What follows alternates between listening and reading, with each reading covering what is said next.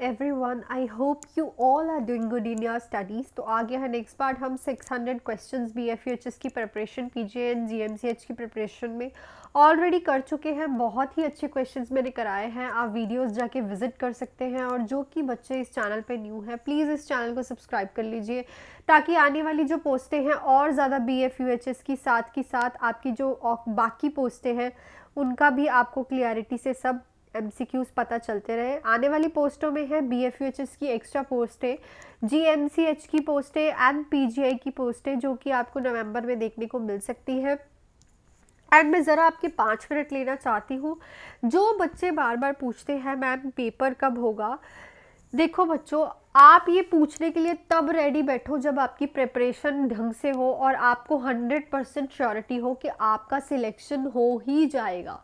ठीक है, अगर आपको टाइम मिल रहा है तो आप उसको यूटिलाइज करो बजाय उसके कि पेपर की वेट करो।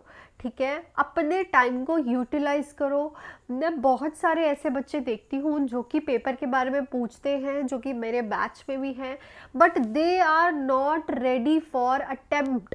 ठीक है, वो पेपर अटेम्प्ट करने के लिए रेडी नहीं है बिकॉज उनके थ्योरी के बेसिक्स नहीं क्लियर, उनको MCQ सॉल्व करना नहीं आता, बट उनको ऐसे लगता है कि उनको सब कुछ आता है। बच्चे, ये चीज़ें बहुत ज़्यादा मेस क्रिएट करती हैं आपके पेपर में। इसलिए अगर आपको टाइम मिल रहा है, अगर आपको लगता है कि मुझे पेपर क्लियर करना है, तो प्रिपरेशन और अच्छे से करो। ज़्यादा अगर आपकी थ्योरी क्लियर है तो आप ज़्यादा से ज़्यादा MCQs करो। MCQ उस लेवल के करो जो आपको कंफ्यूज करे, बिकॉज जब कंफ्यूजन होगी तभी डाउट होगा, तभी आप आगे चीज़ के बारे में पढ़ोगे। ठीक है, मैं ऑलवेज कहती हूँ कि जो मैं MCQ कराती हूँ उसका टॉपिक उसी दिन ही फिनिश कर दिया करो ताकि वो साथ के साथ आपका टॉपिक क्लियर हो जाए। ठीक है, सो इट्स गुड कि आप प्रेपरेशन करो बजाय पेपर की वेट करने के लिए। एंड अगर किसी बच्चे को पढ़ना है इफ़ेक्टिवली फॉर BFUHS और आने वाली पोस्टों के लिए, तो वो इस नंबर पे कॉल करके मेरा बैच ज्वाइन कर सकता है MCQ एंड इम्पॉर्टेंट टॉपिक का, जिसमें आपको बहुत ही नॉलेज मिलेगी। कोई फाइनेंशियल प्रॉब्लम है सो आस्क मी कि ऐसे ऐसे दिक्कत है। मैं बैच का मिनिमल अमाउंट आप लोगों के लिए करूँगी ताकि आपको अच्छे से अच्छी नॉलेज प्रोवाइड हो। एंड अगर आप खुद से सेल्फ स्टडी कर रहे हैं तो प्लीज़ उस स्टडी को इतने अच्छे से करिए कि जो बच्चे कोचिंग ले रहे हैं, जिन बच्चों ने बैचेस ज्वाइन कर रखे हैं, उनसे अच्छे आप मार्क्स लेके उनसे जल्दी आप जो है पेपर क्लियर करें। और एक मेरे पास क्वेश्चन बहुत ज़्यादा आता है कि मैम क्या हम यूट्यूब से पढ़ के यूट्यूब से पढ़ना हमारे लिए इनफ रहेगा? सो देखो, नो, YouTube आपको उतना ही कराता है जितना YouTube पे डाला जाता है। ठीक है, बहुत बड़ा क्वेश्चन है ये सब बच्चों का, इसीलिए मैं टाइम ले रही हूँ कि मैम YouTube से आप उतना कर सकती हूँ मैं। देखो, YouTube में आपको वो ही मिलेगा जो आपको पढ़ा हुआ दिखेगा वहाँ पे। ठीक है, आपको अपनी नॉलेज गेन खुद से पढ़ के या फिर ज्वाइनिंग कोचिंग सेंटर्स या फिर बैच ज्वाइनिंग से ही कर सकते हो। YouTube से आप किसी और चैनल्स पे भी पढ़ोगे तो वही पढ़ोगे जितनी एक्सप्लेनेशन आपको जो वीडियो डाल रहा है वो दे रहा है। ठीक है, सो ट्राई करो कि आप सेल्फ स्टडीज़ ज़्यादा किया करो। यहाँ पे प्रैक्टिस करने के लिए आओ, MCQs किए, फिर जाके अपनी सेल्फ स्टडी की। सो दैट्स इट कि मेरा जो अपना पॉइंट ऑफ व्यू है वो आप लोगों के लिए ये है। बाकी आप अच्छे से पढ़ाई करो और वेट ना करके आप टाइम को यूटिलाइज करो। अपने क्वेश्चन पे चलते हैं। A hospitalized client diagnosed with active pulmonary tuberculosis have been receiving multiple drug therapy for the past month and being prepared for discharge, with finding indicate that respiratory isolation is no longer required, then medication therapy has been effective।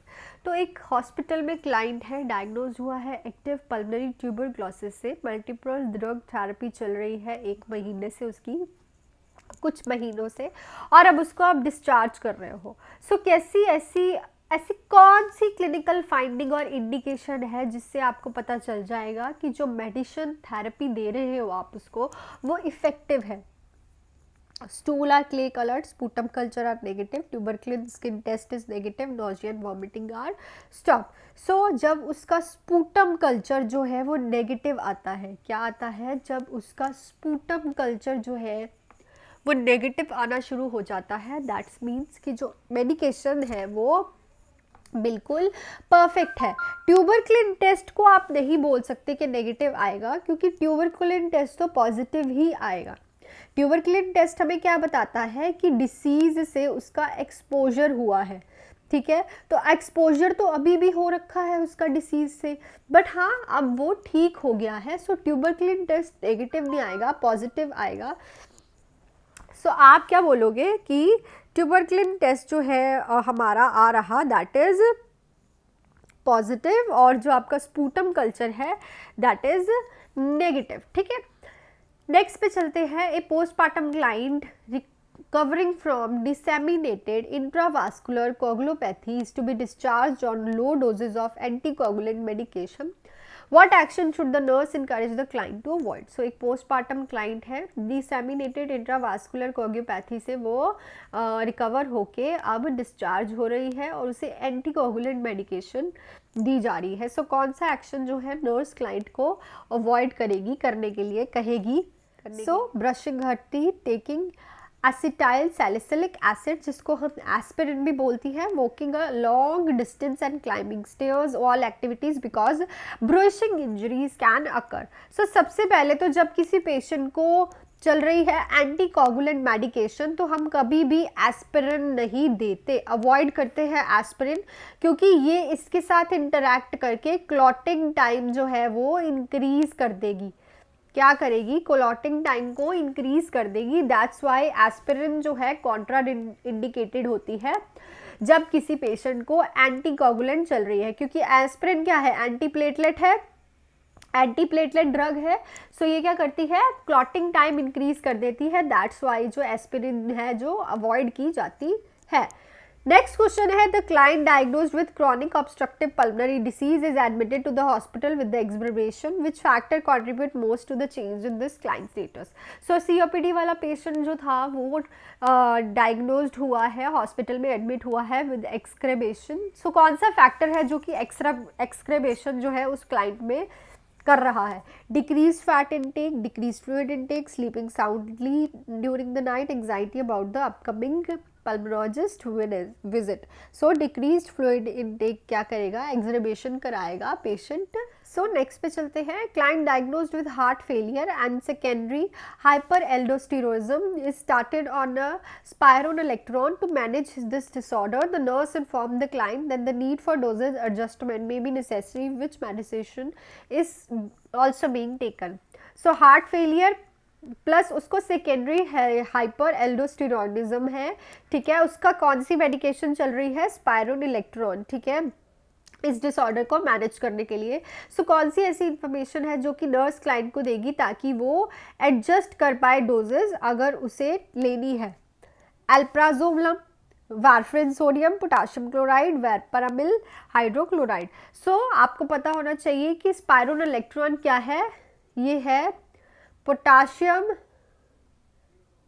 Retaining diuretic, लिख लेना इसको, potassium retaining diuretics, ठीक है। और sparing diuretics भी बोल सकते हैं, पोटाशियम स्पेयरिंग। सो अगर पेशेंट ऑलरेडी ये वाला नलेक्टॉन ले रहा है, सो उसकी बॉडी में ऑलरेडी जो पोटाशियम है वो रिटेन हो रहा है, स्पेयर हो रहा है। अगर उसने और ज़्यादा पोटाशियम क्लोराइड ले लिया तो उसमें हाइपर कैलीमिया होने के चांसेस है, और पेशेंट को ऑलरेडी हार्ट फेलियर है। सो ये बहुत ज़्यादा कॉम्प्लिकेशन क्रिएट कर सकता है। सो हम ये मेडिकेशन जो है उसको बताएंगे, ये इंफॉर्मेशन जो कि नेसेसरी है ताकि जो स्पायरोनिलेक्ट्रोन है उसकी जो डोजेज है, उसकी जो एडजस्टमेंट है वो प्रॉपर हो सके। So potassium chloride is not taken with this medication, क्योंकि हाइपरकैलीमिया होने के चांसेस होते हैं।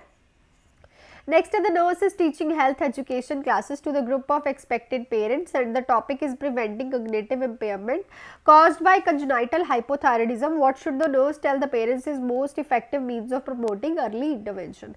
So, जब एक nurse teaching दे रही है, health education दे रही है group of expected parents जो कि reproductive age वाले couple हैं, कि आप अपने बच्चे को कॉग्निटिव इम्पेयरमेंट से कैसे बचा सकते हैं जो कि कंजेनाइटल हाइपोथायराइडिज्म से होती है। सो वो क्या बताएगी? ताकि प्रमोट कर सके हम अर्ली इंटरवेंशन, पहले ही उस बच्चे के बारे में हम पता कर सके। Vitamin intake, neonatal screening, adequate protein intake, limiting alcohol consumption. So obviously neonatal screening अगर हम अर्ली करवा लेते हैं तो हमें बच्चे की कंजेनाइटल एब्नॉर्मलिटी के बारे में पता चल जाता है, जो कि हम पहले ही इंटरवेंशन जो है वो कर सकते हैं। Next, the nurse is caring for client diagnosed with type 1 diabetic mellitus because of the client is risk for hypoglycemia. Which instruction should the nurse teach the client to follow? तो nurse है, care कर रही है client की, diagnose हुआ है type 1 diabetic mellitus से, क्योंकि जो क्लाइंट है वो रिस्क पे होता है हाइपोग्लाइसीमिया की। तो कौन सी ऐसी इंस्ट्रक्शन है जो कि नर्स टीच करेगी क्लाइंट को? Keep glucose tablets, monitor the urine for acetaminophen, report any feeling of drowsiness, omit the evening dose of NPH insulin if the client has been exercise. So obviously अगर patient hypoglycaemia के risk पे है तो उसको glucose tablets already अपनी pockets में रखनी है।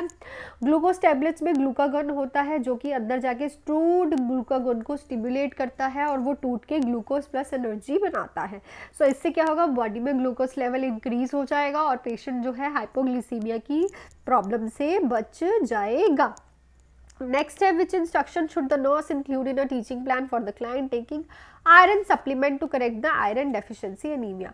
सो ऐसी कौन सी इंस्ट्रक्शन है जो कि नर्स क्लाइंट को देगी, टीच करेगी क्लाइंट को जो कि आयरन ले रहा है, क्या करेक्ट करने के लिए? Iron deficiency anaemia. Eat a low fibre diet, limit the intake of fluid, limit the intake of meat, fish and poultry and avoid taking the iron supplement with milk and acids. सो कभी भी जो iron supplements है वो milk और antacid से नहीं लेते, उनके साथ नहीं लेते, बिकॉज क्या होता है कि उनका जो इफेक्ट है वो बिल्कुल ही ख़त्म, कैंसल आउट हो जाता है। कभी भी आयरन सप्लीमेंट्स जो है मिल्क एंड एंटासिड्स के साथ आप नहीं लेते। So this is all about this video. अगले क्वेश्चन हम कल की वीडियोज़ में करेंगे। सो अपनी प्रिपरेशन को फुल ऑन रखो। अगर आपको important topic batch and MCQ batch join करना है तो आप कर सकते हैं इस नंबर पर कॉन्टैक्ट करके।